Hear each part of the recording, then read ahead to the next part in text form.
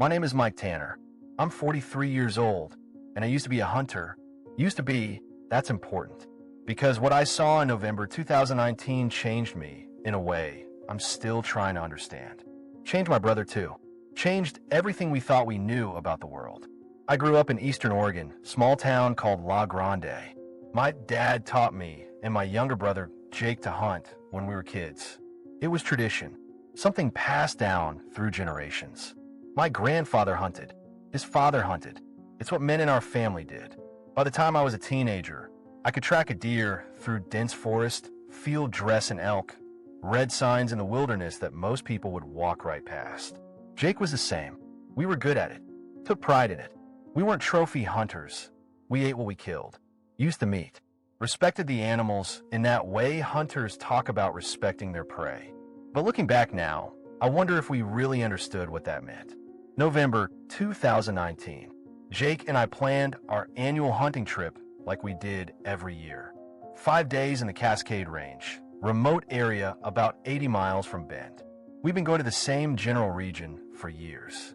Knew the terrain, knew where the elk liked to bed down. Jake was 39 then, worked as a mechanic. I was in construction. Hunting season was our time. Away from work, away from responsibilities, just two brothers in the wilderness like when we were kids. We didn't believe in Bigfoot. Want to make that clear. We'd heard the stories. Everyone in the Pacific Northwest has. Sightings, footprints, vocalizations. We thought it was bullshit. Misidentified bears. Hoaxes. People seeing what they wanted to see. Bigfoot's for tourists and crazy people, Jake used to say. We'd laugh about it. Third day of the trip, we were tracking a bull elk. Big one. We'd found his rub marks on trees, his tracks in the soft earth near a creek. He was moving north, deeper into the forest, away from the trails. Around 2 p.m., we started noticing things that didn't make sense. Trees broken at strange heights. Not storm damage. These were fresh breaks, branches snapped clean off about 8 or 9 feet up. Too high for a deer or elk. Even a bear would have trouble reaching that high. What do you think did that? Jake asked, looking up at a broken branch. Probably fell from higher up, I said. Hung up on other branches, finally gave way. But there were multiple trees like that, all in the same area, all at similar heights. Then we found the footprints. We were crossing a muddy area near a seasonal creek when Jake stopped. Mike, look at this. I came over. There in the mud was a footprint, human-shaped, 5 toes clearly visible, but massive. I'd estimate 18, maybe 20 inches long, 7 or 8 inches wide. What the hell? Jake knelt down, put his hand next to it for scale. His hand looked like a child's in comparison. Bear track, I said automatically. But even as I said it, I knew it was wrong. Bears have claws. This didn't. Bears have a different shape entirely. This was human, just impossibly large. That's not a bear, Mike. Has to be. What else could it be? We looked at each other. Neither of us wanted to say it. Bigfoot, Jake finally said, grinning, trying to make it a joke. Right, Bigfoot. I laughed, but it sounded forced. We took photos of the print, then kept moving, following the elk tracks, trying to ignore the weirdness. But there were more signs, more broken branches, more massive prints in soft earth. A tree that looked like it had been used as a scratching post, claw marks, or maybe hand marks, 8 feet up a trunk. This is getting weird, Jake said. Probably just a really big bear. Grizzly, maybe. There aren't grizzlies this far west anymore. Then I don't know. But it's not fucking Bigfoot. We continued for another hour. The elk tracks led us into increasingly dense forest. The kind of terrain most hunters avoid. Thick brush, fallen logs, hard to navigate. Then we heard it. The sound. It started low, deep, resonant, coming from somewhere ahead of us. At first, I thought it was wind through the trees. But it had a quality wind doesn't have. It was voiced, intentional. Then it rose, got louder, became something I can't really describe. Imagine a human crying. Deep, racking sobs, but mixed with something animal, something wild. Lower frequencies than a human voice could produce, but with the same emotional quality, the same pain. Jake and I both stopped walking, stared at each other. What is that? Jake whispered. I don't know. The sound continued, rose and fell, keening, mournful, filled with a grief so profound it made my chest ache just hearing it. Should we check it out? Jake asked. Every instinct said no. Said turn around. Get away from whatever was making that sound. But curiosity or stupidity won. Stay quiet. I whispered. I pulled out my phone, started the video recording. Habit from years of documenting unusual things in the woods. If it's something weird, we'll want proof. We moved forward slowly, quietly. The sound got louder, closer, coming from a clearing maybe 50 yards ahead. Through the trees, I started to see movement. Something large, dark, moving. We got within 20 yards of the clearing and stopped behind a thick stand of Douglas firs. And we saw it, the creature. It was kneeling in the center of a small clearing.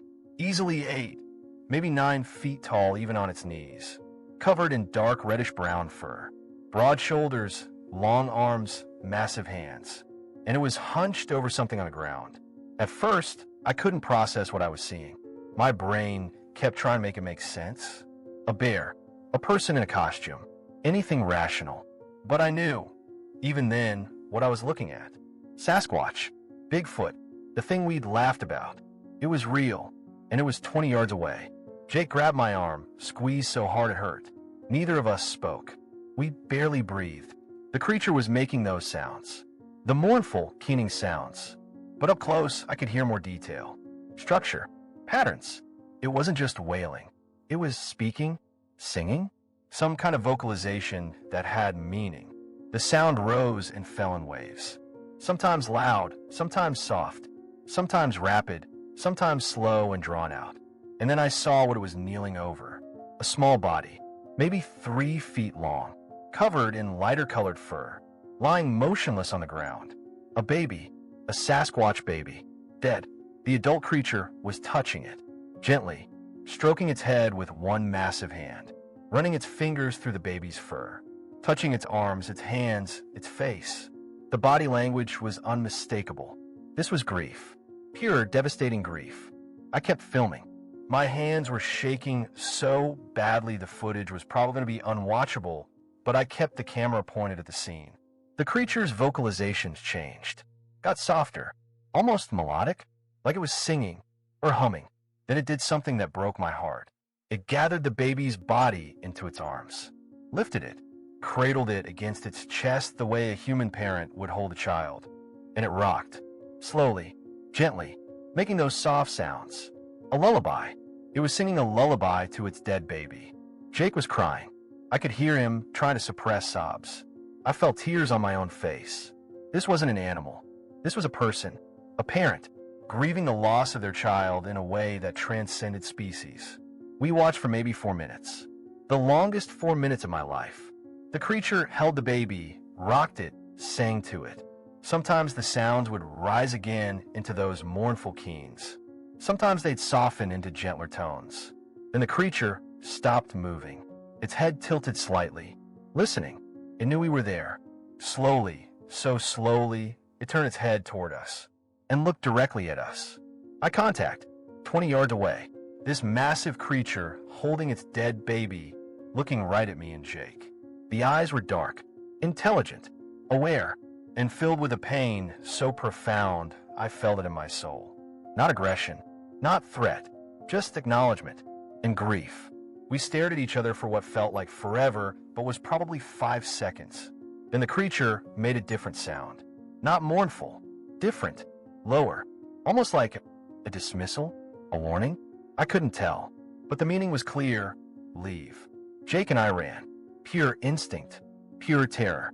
We crashed through the brush, didn't care about noise, didn't care about anything except getting away. We ran for maybe 2 miles. Didn't stop until we reached our camp. Both of us gasping, shaking, unable to speak. I looked at my phone. The video was still recording. I captured everything. We just witnessed something impossible. Something that science said didn't exist. And we'd watched it grieve. We sat at our camp in silence for maybe 20 minutes. Just breathing, trying to calm down, trying to process what we'd seen. Jake spoke first. His voice was hoarse. Tell me that wasn't real. Tell me we both just hallucinated the same thing. I looked at my phone. The video was there. For minutes and 37 seconds of footage. It was real. Play it. I didn't want to see it again. But I pulled up the video and we watched. The footage was shaky. My hands had been trembling badly. But the image was clear enough. The creature, the baby, the grief. The sound were even more affecting on playback. Those vocalizations, the structure in them, the emotional weight. When it ended, Jake put his face in his hands. Jesus Christ, Mike. I know, that was apparent. That thing was mourning its baby. I know, so they're real. Bigfoot is real. Sasquatch, whatever you want to call it. They're real and they're intelligent and they... He couldn't finish. I understood what he couldn't say. They feel, they love, they grieve, just like we do. We packed up camp that afternoon, didn't discuss it, just started breaking everything down, loading our packs. We needed to leave, needed to get out of those woods. The hike back to our truck took 3 hours. We barely spoke. What was there to say?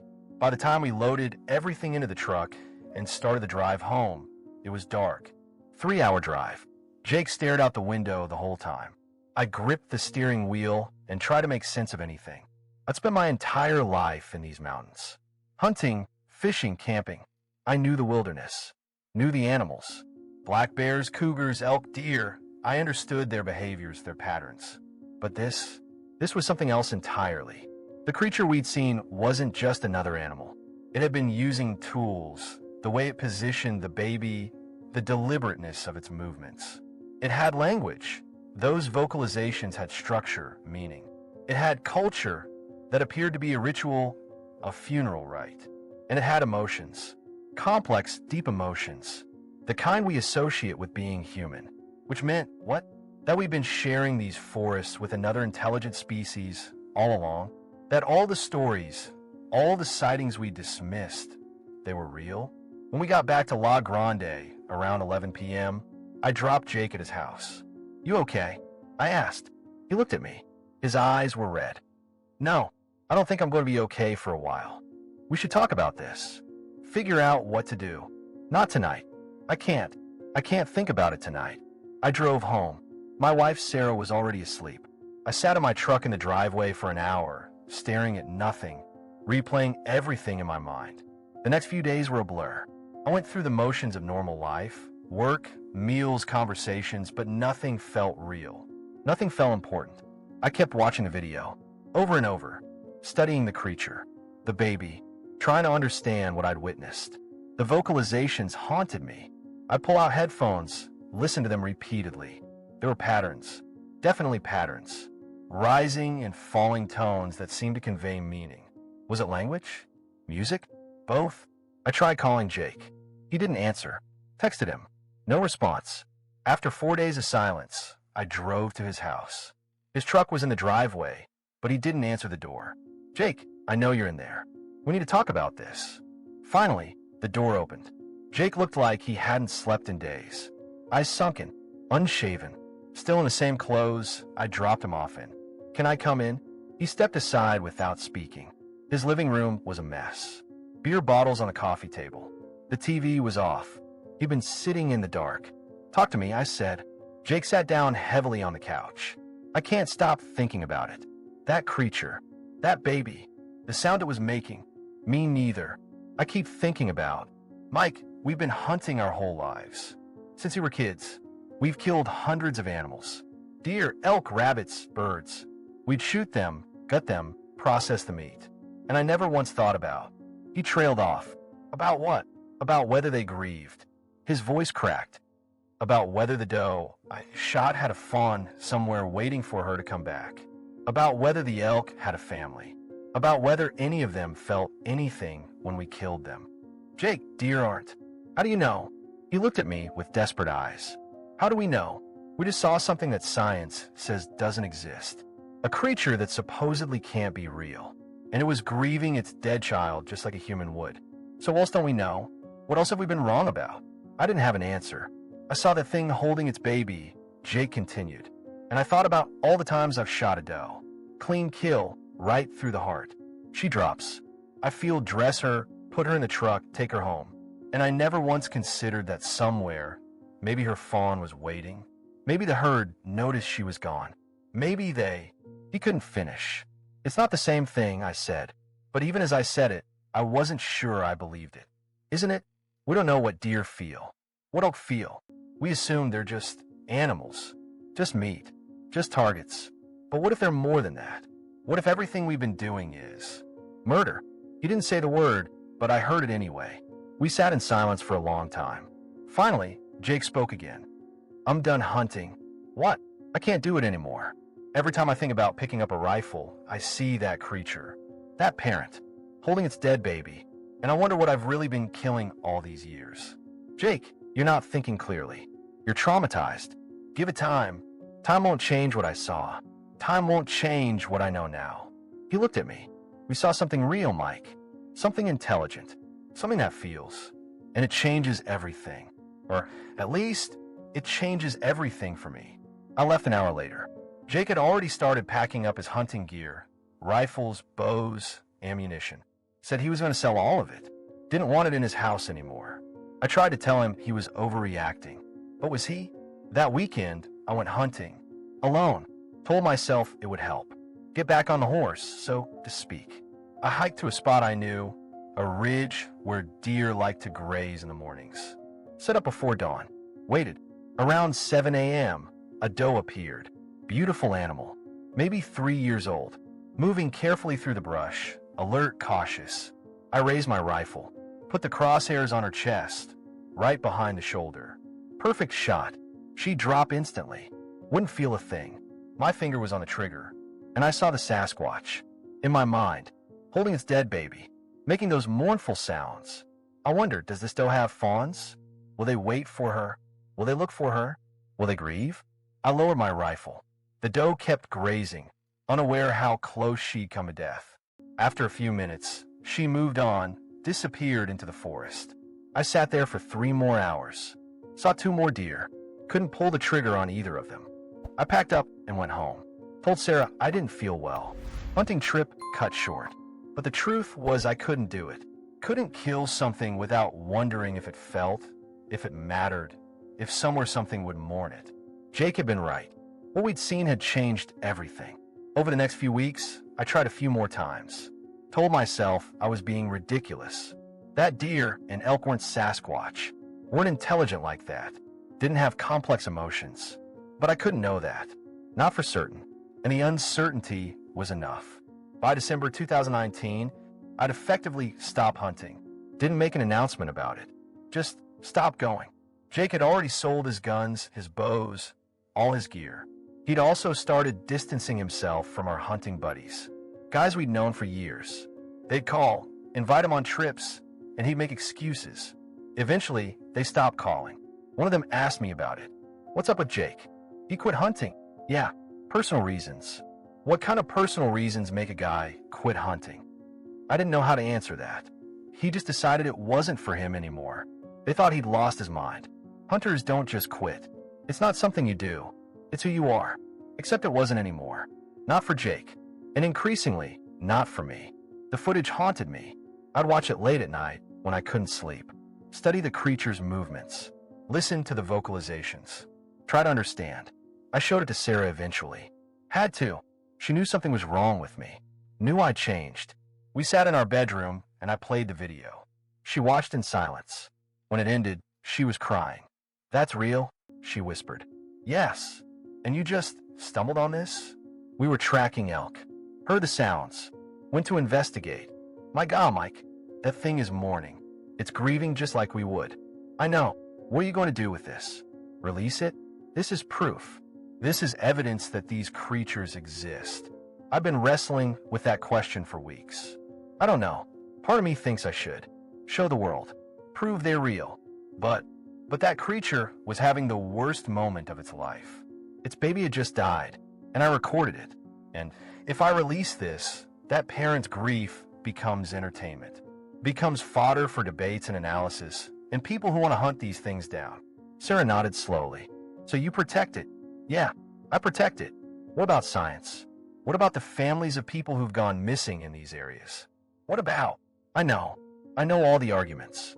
But I keep coming back to this. That creature looked at me, made eye contact, and I felt like it was saying, you see me now, don't you?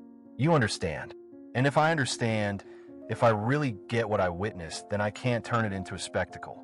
By early 2020, both Jake and I had completely left our hunting lives behind. Jake had gone further. He'd actually gotten involved with a local conservation group, started volunteering with habitat restoration projects. I'm trying to make up for it, he told me when I asked why. All those years of killing. I can't undo what I did, but maybe I can balance it out. Protect some of what's left. I understood. We both carried guilt now.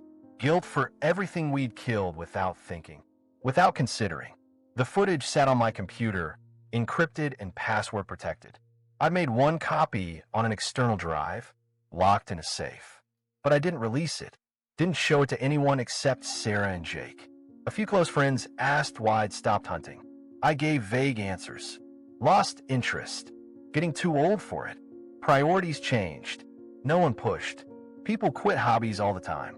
But Jake and I both knew the truth. We hadn't just quit a hobby. We'd had our entire worldview shattered. We'd spent our lives believing we were at the top, that we were the only ones who mattered, the only ones who thought, felt loved. And in one afternoon, in one clearing, watching one grieving parent, we learned we were wrong. 2 years passed. 2020 brought the pandemic, which in a strange way made my transformation easier to hide. Everyone's life changed. Everyone stayed home, isolated, reconsidered their priorities. My decision to stop hunting didn't seem as unusual in a world where everything was unusual. Jake threw himself into conservation work. He'd quit his mechanic job and took a position with a wildlife rehabilitation center outside Bend. Lower pay, but he said he needed it. Needed to be around animals he was helping instead of killing. We'd talk on the phone every few weeks. The conversations always came back to that day. Do you still think about it? He'd ask. Every day, I'd say. You? Every day. I kept the footage on my computer. Watched it probably once a week, sometimes more. Always looking for something I'd missed. Some detail that would help me understand. The vocalizations especially fascinated me. I put on headphones, turn up the volume, listen to the patterns. There was structure there. Complexity. It wasn't random crying. It was communication. Language. I started reading about animal cognition, primate intelligence, elephant mourning rituals, dolphin grief behaviors, trying to understand what I'd witnessed in a broader context. What I learned disturbed me. Elephants have burial rituals.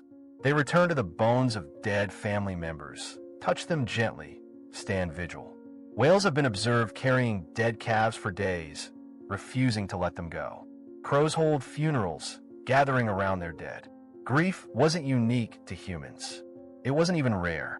It was widespread across intelligent species. So why had I spent 40 years assuming the animals I hunted felt nothing? Why had I convinced myself that a clean kill meant no suffering, no loss, no grief left behind? The answer was uncomfortable, because it was easier. Because if I acknowledged that animals grieved, that they formed bonds, that they loved their families, then I couldn't justify killing them for sport. And hunting had been my identity, my tradition, my connection to my father and grandfather.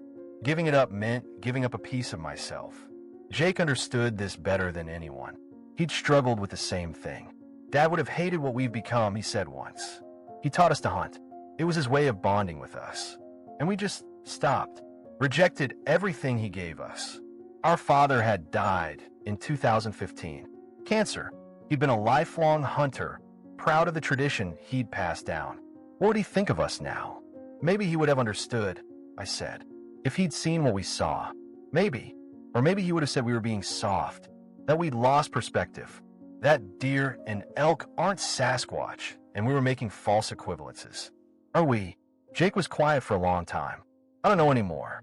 All I know is I can't look at an animal through a scope without wondering if something, somewhere, is going to miss it when it's gone. And that's enough to stop me. In early 2021, something happened that forced my hand.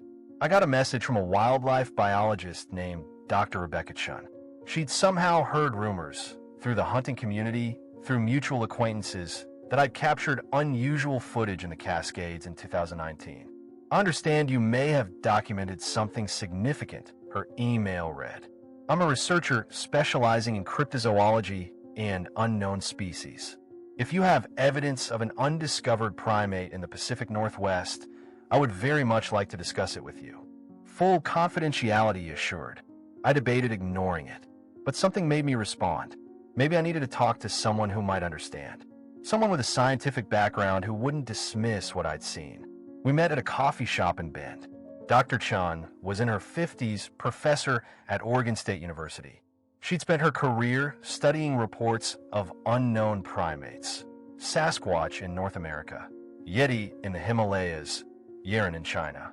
Most of my colleagues think I'm wasting my time, she said with a wry smile. But I believe there's something out there. Too many consistent reports. Too much unexplained evidence. I showed her the footage, right there in the coffee shop on my phone, with headphones so no one else could hear. She watched in complete silence. When it ended, she took off the headphones and sat back. "My God," she whispered. "This is real." "Yes." "You filmed this yourself?" November 2019. "Yes, with my brother. We were hunting, heard sounds, investigated, found that." Dr. Chun watched it again and again. She must have viewed it 5 times, taking notes, studying every frame. "The vocalizations," she said. "They have structure, linguistic structure. This isn't random noise. This is language. Communication." That's what I thought. And the behavior, the way it's cradling the infant, the gentle touching. This is grief behavior, complex emotional processing. This creature is exhibiting intelligence on par with great apes, maybe higher. So what does that mean? Dr. Chin looked at me seriously. It means you've captured evidence of an unknown species of intelligent primate in North America. This is potentially the most important cryptozoological discovery in a century. And if I release it, what happens then? She considered the question. Honestly, chaos. Scientists would demand access to the location. Cryptozoologists would flood the area. Hunters would want to prove they exist by capturing one. The media would turn it into a circus. And that creature, that parent, would have no peace. None of their kind would. That's what I thought. "You're protecting them," she said, "by keeping this quiet." "Yes, but am I doing the right thing? Don't people deserve to know? Doesn't science deserve this evidence?" "Science deserves a lot of things it doesn't get," Dr. Chin said. "And knowledge comes with responsibility. You have to weigh the value of discovery against the cost. In this case, the cost might be the extinction of an already rare species, or at minimum, the complete disruption of their way of life." We talked for 2 hours. She asked if she could study the footage, just her no one else, full confidentiality. I agreed. She was the only person besides Sarah and Jake who I felt I could trust with it. Over the next few months, Dr. Chun analyzed everything.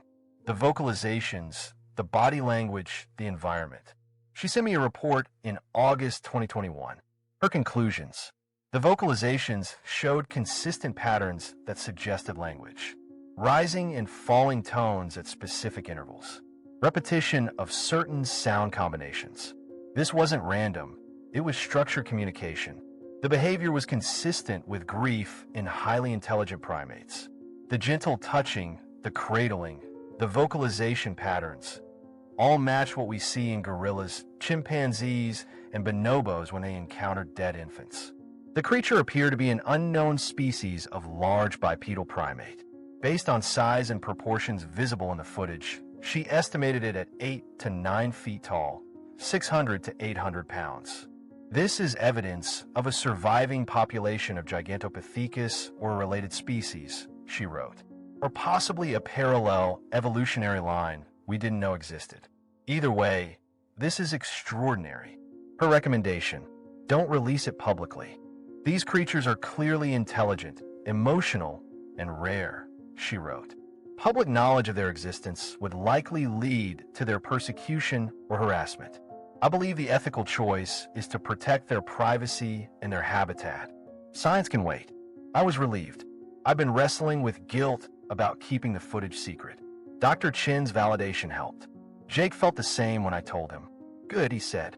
"That creature deserves to grieve in private, just like we would." But the weight of it never went away. I had proof of something extraordinary, something that would rewrite our understanding of the natural world. And I was sitting on it. Sometimes I wondered if I was being selfish, keeping the footage because of my own feelings rather than some objective ethical calculation. Other times I remember that look, the creature making eye contact with me, and I'd think it knew I was there, knew I was watching, chose not to attack, not to chase us away. Maybe that was trust. Maybe that was permission to leave, to tell the story, but not to exploit it. By late 2021, I'd settled into my new life. I worked construction, spent time with Sarah, avoided my old hunting buddies, volunteered occasionally with Jake's conservation group. I never went back to that area. Couldn't. It felt like sacred ground, a place of grief that I'd intruded upon. Jake visited once in fall 2021, hiked in alone, found the clearing, told me it was empty, no signs of recent activity. The creatures had moved on. I left something, he said. Flowers. I know it's stupid. They probably won't even understand what it means. But I felt like I owed them something. An apology, maybe, for intruding, for all the years of hunting in their territory. I understood. We both carry that weight. The weight of what we'd seen, what we'd learned, what we'd done before we knew better. The footage stayed on my computer, encrypted, password protected, watched occasionally, but never shared beyond Dr. Chun. And I started telling the story. Not with the footage, just the story. I'd tell it at dinner parties when the conversation turned to unusual experiences. I'd tell it to coworkers on breaks. I'd tell it to anyone who seemed like they might listen without judgment. Most people thought I was exaggerating, making it up, misidentifying a bear. That was fine. I wasn't trying to prove anything. I was just trying to share what I'd learned. That we're not alone. That intelligence comes in forms we don't expect. That grief and love aren't uniquely human traits. That the world is more mysterious, more complex, more beautiful than we give it credit for. And that sometimes the right thing to do with knowledge is to protect it rather than exploit it.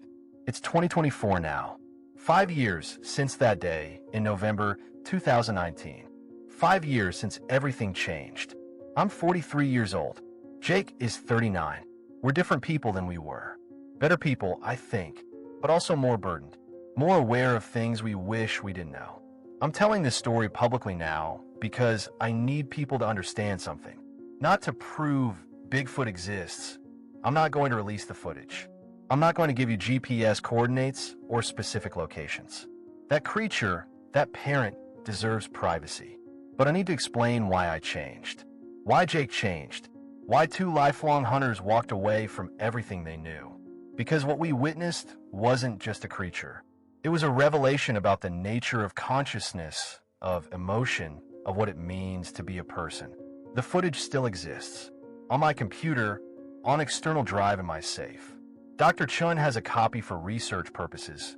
She's used it in her academic work, though without releasing it publicly. She respects what it means, what it represents. I watch it maybe once a month now, less than I used to, but I still need to see it sometimes, to remind myself that it was real, that I didn't imagine it, that the change in my life was justified.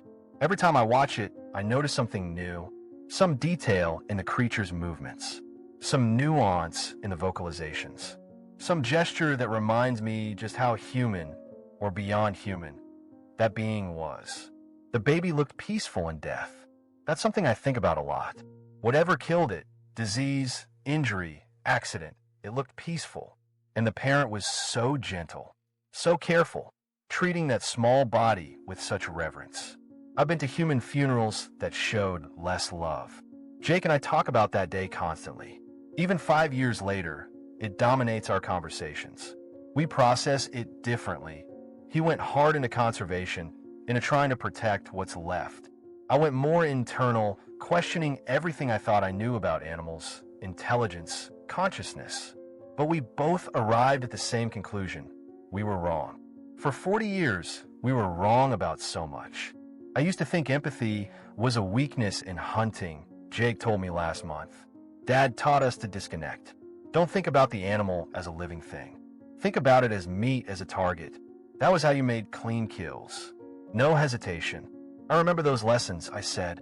But that disconnection, that's what let us kill without thinking, without considering what we were really doing.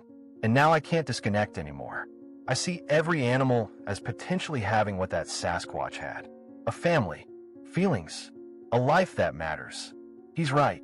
That's exactly what changed for both of us. We can't see animals the same way anymore. Can't separate the act of killing from the weight of what might be lost. Last year, I encountered a deer in my backyard. A doe, early morning, eating from Sarah's garden. Sarah wanted me to scare it off. It was destroying her vegetables. I went outside. The doe looked at me. We made eye contact, just for a moment. And I don't know what I saw.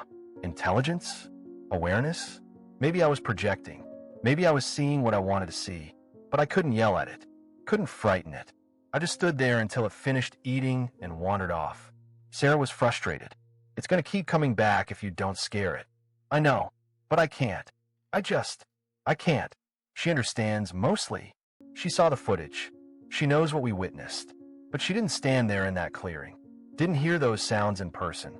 Didn't make eye contact with that grieving parent. That's something only Jake and I share. Dr. Chun published a paper last year, heavily academic, published in an obscure journal about cryptozoology and unknown species.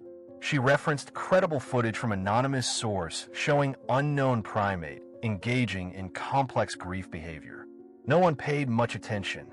The cryptozoology community is used to sensational claims.